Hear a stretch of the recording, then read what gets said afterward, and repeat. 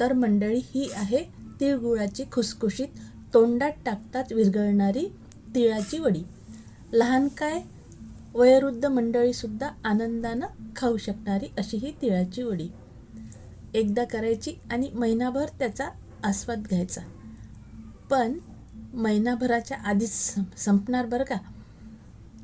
तर अशी ही तिळाची वडी मी कशी बनवली हे तुम्हाला मी समोर दाखवत आहे, तेव्हा व्हिडिओ पूर्णपणे बघा. आणि तुम्हीसुद्धा पहिल्याच वेळेस जरी करत असाल तरी अशीच तुमची पण वडी छान बनणार, हे मात्र नक्की. नमस्कार मंडळी, तुमची माझ्या या चॅनलमध्ये स्वागत आहे. तर ही तिळाची वडी करण्याकरता मी घेतलेले आहे 2 वाटी तीळ आहे आणि अर्ध वाटी मी भाजून घेतलेले शेंगदाणे आहे, टरफलं काढून स्वच्छ केलेले.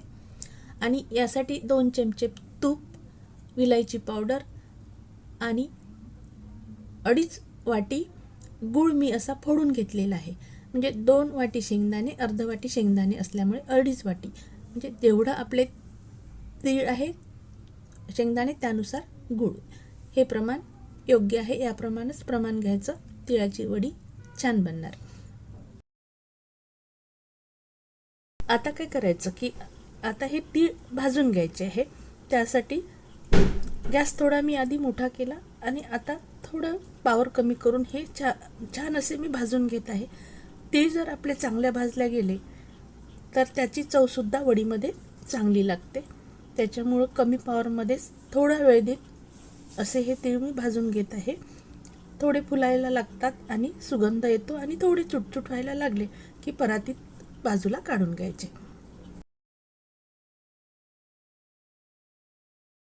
याप्रमाणे तीळ भाजून झाले. आता मी याला एका भांड्यामध्ये काढून घेते आहे. यापैकी थोडे तीळ मी बाजूला ठेवते आहे, कारण की त्याचं पुढं काम पडणार आहे. तर आता हे तीळ थंड झाले की याला मिक्सरमधून फिरून घ्यायचे. खूप मिक्सर फिरवायचं नाही, थोडं प्लस मोडमुळे करत हे आपल्याला फिरून घ्यायचं आहे. आता याच भांड्यामध्ये भाजून ठेवलेले जे शेंगदाणे आहे, टरफलं वगैरे काढून स्वच्छ करून ठेवलेले, ते सुद्धा बारीक करून घेते आहे. ते याप्रमाणे बारीक करून घ्यायचे. तर मी आधी सांगितल्याप्रमाणे येथे 2 वाटी तिळाला मी असे अर्ध वाटी शेंगदाणे घेतलेले आहे. आता हे सुद्धा बारीक करून घेते आहे आणि याचप्रमाणे त्यानुसार 2.5 वाटी इथे गूळ वापरलेला आहे. याप्रमाणे शेंगदाणे सुद्धा असे बारीक झालेले आहे. तर या ठिकाणी मी शेंगदाण्याचा वापर केला. आपण या ठिकाणी पूर्णपणे सुद्धा तिळाचा करू शकता. शेंगदाण्यामुळे चव चांगली येतं, त्यामुळे मी याचा वापर केलेला आहे. आता हे आपलं पूर्णपणे बारीक झालेलं आहे. आता दुसऱ्या कृतीकडे वळूया. गॅस ऑन केला, कढई ठेवली. आता यामध्ये टाकते आहे मी 2 चमचे साजूक तूप. आता या तुपामध्ये आपल्याला गूळ जो आहे काढून ठेवलेला 2.5 वाटी, म्हणजे 2 वाटी तीळ आणि अर्ध वाटी शेंगदाणे असे 2.5 वाटी मी घेतल्यामुळे मी तेवढं गूळ घेतलेला आहे. हे प्रमाण योग्य आहे. तेवढंच घ्यायचं, आपली वडी छान होते. तर त्यामुळं मी आता यामध्ये गूळ टाकते. याचा आपल्याला पाक करून घ्यायचा नाही आहे. आपल्याला फक्त हे तूप टाकल्यामुळं काय होतं की तो आतून असं मंद गुळाचं असं पाणी होतं. फक्त पाणी करून घ्यायचं आहे उष्णतेच्या याच्यावर. तर यामध्ये मी आता टाकलेला आहे गूळ. आणि सोबतच मला ज्यामध्ये आज वडी करायची आहे त्या ताटाला तूप लावून घेतलं आणि आता या गुळाकडे पण बघते आहे. यावेळेला जागा सोडायची नाही, कारण का उष्णतेमुळं काय होतं की खालून उष्णता लागत असल्यामुळं लहान मोठे जे भाग असतात आपल्या गुळाचे, जरी किसून घेतला तर तो प्लेन व्हायला आपल्याला ती उष्णता मदत करत असते. याप्रमाणे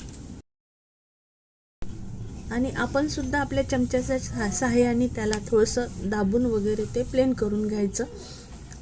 तर हे बघा, पूर्णपणे आता हा गूळ आपला वितळायला लागलेला आहे. आपल्याला फक्त वितळून घ्यायचं आहे, आपल्याला पाक वगैरे काहीही करायचं नाही.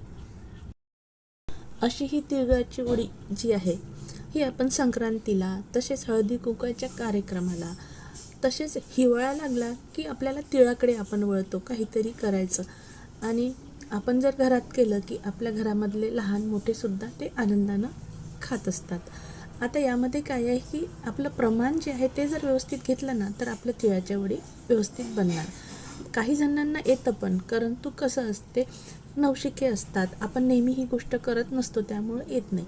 परंतु प्रमाण व्यवस्थित घेतलं की तुमचीसुद्धा अवश्य अशीच वडी बनणार. त्यामुळं तुम्ही अवश्य करून बघा. हे बघा पूर्णपणे आता हा गूळ विरघळलेला आहे. आता या ठिकाणी गॅस करायचा बंद, कारण की आता जे उष्णता खालून आहे त्यामुळंच आता राहिलं वगैरे जे आहे ते सगळं आपल्याला आता हे विरघळून जाणार आहे. आणि यामध्ये जे तूप टाकलं त्यामुळं हे मिश्रण जे आहे गुळाचं हे सॉफ्ट असं मिश्रण तयार झालेलं आहे.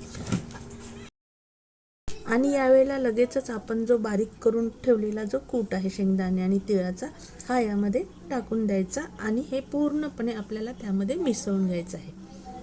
आता दाखवल्याप्रमाणे गॅस माझा खालून बंद आहे. फक्त मी भांडं गॅसवरच ठेवलेलं आहे आणि यामध्ये जो बारीक केलेला जे कूट होता शेंगदाणे आणि तिळाचा तो मी टाकून घेतला.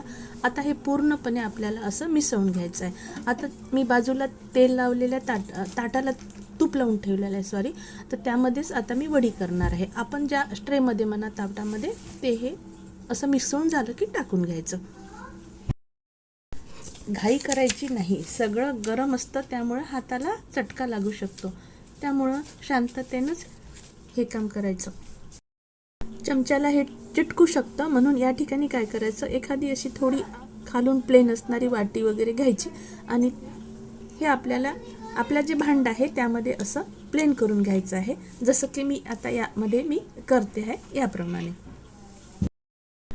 आपल्याला वडी किती जाड किंवा पातळ पाहिजे या दृष्टीनं हे मिश्रण असं पसरून घ्यायचं.